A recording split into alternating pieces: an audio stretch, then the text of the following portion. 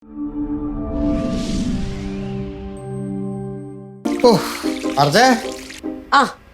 സത്യം എന്താ വരാൻ ലേറ്റ് ആവുന്നെന്ന് ആലോചിച്ചോണ്ടിരിക്കുകയായിരുന്നു ഞാൻ. അയ്യോ, സ്റ്റേഷനിലെ കാര്യങ്ങളൊന്നും പറയണ്ട അർജേ. ആ ഇന്ന് ഒരു CPO സ്ഥലം മാറി വന്നു, ഒരു മണികണ്ഠൻ.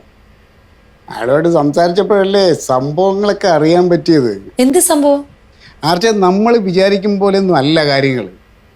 നമ്മൾ ഒരാളുകളെ പറ്റി മനസ്സിലാക്കി വെച്ചിരിക്കുന്നതല്ല, അവരിലേക്ക് കൂടുതൽ മനസ്സിലാക്കി കഴിയുമ്പോഴാണ് സത്യം പറഞ്ഞാൽ എനിക്ക് വിശ്വസിക്കാൻ പറ്റില്ല കേട്ടോ. കാര്യം എന്താണെന്ന് തെളിച്ച് പറ സത്യേട്ടാ, ഒരു മതി സസ്പെൻസ് ഇടാതെ. പറയാം ആർച്ചേ. ഈ മണികണ്ഠനുണ്ടല്ലോ, ആ മണികണ്ഠൻ സ്ഥലം മാറി വന്നത് കോട്ടയം ജില്ലയിലെ പുളിങ്കുന്നം സ്റ്റേഷനിൽ നിന്നാണ് സ്ഥലം മാറി ഇവിടെ വന്നത്. മണികണ്ഠൻ ജനിച്ചു വളർന്നതൊക്കെ ആ പുളിങ്കുന്നത്ത് തന്നെയാണ്. അതുകൊണ്ട് തന്നെ ആ പ്രദേശത്തുള്ള മുഴുവൻ ആളുകളെ അറിയാം. അതുകൊണ്ട് ഈ പുളിങ്കുന്നത്തുള്ള ഒരാളെ എനിക്കും അറിയാം, നിനക്കും അറിയാം. ആരാണെന്ന് പറയാമോ? എനിക്കറിയില്ല. നമ്മളെന്നും കാണുന്ന, നമ്മളെന്നും സംസാരിക്കുന്ന ഒരാള്. അതാരാ? നമ്മുടെ ആലീസ്. ആണോ? ആന്നേ. ആലീസിനെ പറ്റി അയാൾ പറയുന്നത് കേട്ട് സത്യത്തിൽ ഞാൻ ഞെട്ടിപ്പോയി അർച്ചേ. എന്താ സംഭവം? ഞാനൊരു കാര്യം ചോദിക്കട്ടെ, ഈ ആലീസിനെ പറ്റി എന്താണ് നിന്റെ ധാരണ? എനിക്കങ്ങനെ പ്രത്യേകിച്ച് ധാരണയൊന്നുമില്ല. അങ്ങനെയൊന്നും പറയണ്ട. നമ്മൾ വിചാരിച്ചിരുന്നത് വലിയ പഠിപ്പും വിദ്യാഭ്യാസവും ഒന്നും ഇല്ലാത്ത, ജോലിയൊന്നും ഇല്ലാത്ത വെറും ഒരു സാധാരണ പെണ്ണാണ് ആലീസ്, അല്ലേ? ഈ മൃഗ ഡോക്ടർ എന്തിനാണ് അവളെ കല്യാണം കഴിച്ചതെന്ന് പോലും നീ ആലോചിച്ചിട്ടില്ലേ? ഞാൻ അങ്ങനെയൊന്നും ആലോചിക്കാറില്ല സത്യേട്ടാ. ഈ ആലീസിനെ പറ്റി ശരിക്കറിഞ്ഞാലേ നീ അന്തം വിടുവാർച്ച്. പുളിങ്കുന്നില് വലിയൊരു ഫാമിലിയിൽ പെട്ട ഭയങ്കര തറവാട്ടിൽപ്പെട്ട പെൺകുട്ടിയാണ് ഇത്. നീ വെറും പഞ്ചായത്ത് മെമ്പറല്ലേ? ആലീസിന്റെ അച്ഛൻ അവിടുത്തെ പഞ്ചായത്ത് പ്രസിഡന്റ് ആയിരുന്നു. 8 മൂടാനുള്ള കാശുള്ള കുടുംബത്തിലാണ്. പക്ഷെ അതിൻ്റെ എന്തെങ്കിലും അഹങ്കാരം ആ പെൺകുട്ടിക്കുണ്ടോ? വളരെ പാവവും മര്യാദയും അച്ചടക്കവും ഒതുക്കവും വിനയുള്ളൊരു പെൺകുട്ടിയല്ലേ ആലീസ്. അവിടെ നാട്ടുകാരുടെയൊക്കെ കണ്ണിൽ ഉണ്ണിയാണെന്നാ പറഞ്ഞേ. പക്ഷേ ഇവരുടെ കല്യാണത്തിന് മുമ്പ് ഈ ആലീസിനെ ഇലക്ഷന് നിർത്താൻ വേണ്ടിയിട്ട് പാർട്ടിക്കാർ പിടിവലി കൂടിയതാ. കാരണം എന്താ? ആലീസ് നിന്നാൽ പാട്ടും പാടി ജയിക്കൂലേ? പക്ഷെ ആലീസ് പറഞ്ഞു എനിക്ക് അധികാരം വേണ്ടേന്ന് പറഞ്ഞ് ഒഴിഞ്ഞളഞ്ഞു. അത് മണ്ടത്തരമായി പോയി. അത് നിനക്ക് തോന്നും, പക്ഷെ എനിക്ക് ഇതുപോലെ മര്യാദയുള്ള പെണ്ണുങ്ങളെ ഇഷ്ടം. ഇതുപോലെ അടക്കവും വിനയവും ഒതുക്കവും ഒക്കെ വേണം. ജീവിതത്തിൽ ആദ്യമായിട്ടാ സത്യേട്ടൻ ഒരാളെ പറ്റി നല്ലത് പറയുന്നത്. പറയാൻ ഇനിയുണ്ട്. ഈ ആലീസ് വലിയ വിദ്യാഭ്യാസമൊന്നും ഉള്ള ആളല്ല എന്നല്ലേ നമ്മൾ ധരിച്ചിരുന്നേ. എന്നാലേ ആലീസ് MA വരെ പഠിച്ചിട്ടുണ്ട്. ആര്? ആലീസോ? ഇനി MA വരെ പഠിച്ചിട്ടുണ്ടെന്ന് മാത്രമല്ല, MA പഠനം കഴിഞ്ഞ ആലീസിന് ജോലിയും കിട്ടി. അപ്പോഴേക്കും ആയിരുന്നല്ലോ ഈ കല്യാണം ഈ മൃഗമായിട്ട്. പിന്നെ സത്യത്തിൽ ഈ മൃഗത്തിന് ആ കുടുംബത്തിലോട്ട് ചെന്ന് കയറാനുള്ള യോഗ്യതയൊന്നും ഇല്ല. ആ പേരിൻ്റെ കൂടെ ഒരു ഡോക്ടർ കൂടെ ഉള്ളത് കൊണ്ട് ആലീസിൻ്റെ അച്ഛൻ കെട്ടിച്ചു കൊടുത്തു. പിന്നെ ഈ മൃഗത്തിന് ആലീസ് ജോലിക്ക് പോകണമെന്ന് ഇഷ്ടമല്ല. അപ്പം ആലീസ് അതുകൊണ്ട് എന്ത് ചെയ്തു? ജോലി വേണ്ടാന്ന് വെച്ചു. അവള് പറഞ്ഞു എനിക്ക് ജോലിയെക്കാളും വലുത് എൻ്റെ കുടുംബമാണെന്ന്.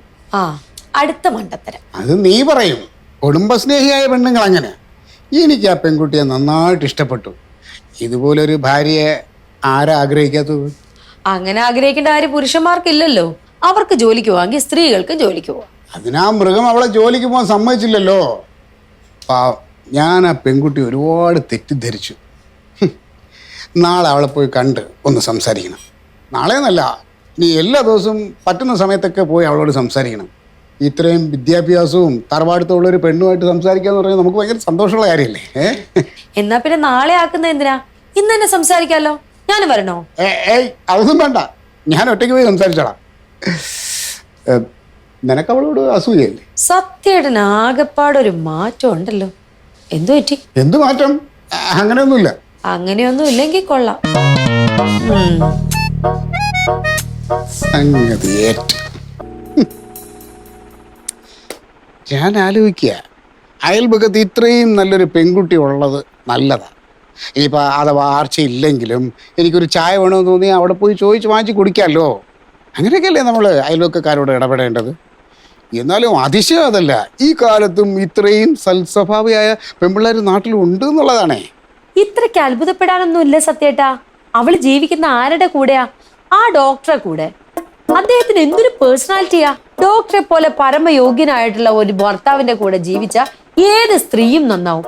അമ്മാതിരി പേഴ്സണാലിറ്റി അല്ലേ ആ മനുഷ്യന്.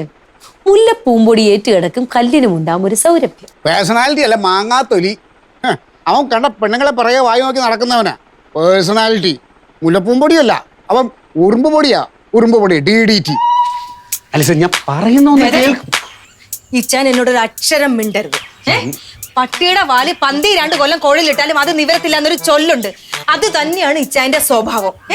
ഇച്ചാന് മറ്റുള്ള പെണ്ണുങ്ങളെ ഇങ്ങനെ പുകഴ്ത്തി പറയാൻ നാണം ഉണ്ടായിച്ചായ. അതെ, നീ അങ്ങനെ അങ്ങ് പോവാൻ വരട്ടെ. നിന്നോട് പല പ്രാവശ്യം ഞാൻ പറഞ്ഞിട്ടുള്ളൂ ആ മൃഗത്തിന്റെ പൗളത്തി കൊണ്ട് എന്റെ അടുത്ത് വരരുതെന്ന്. നിനക്ക് അത്ര ഇതാണെങ്കിൽ നീ അവനോട് അങ്ങ് പൊക്കോ. അതിനാ ഡോക്ടർ സമ്മതിക്കണ്ടേ?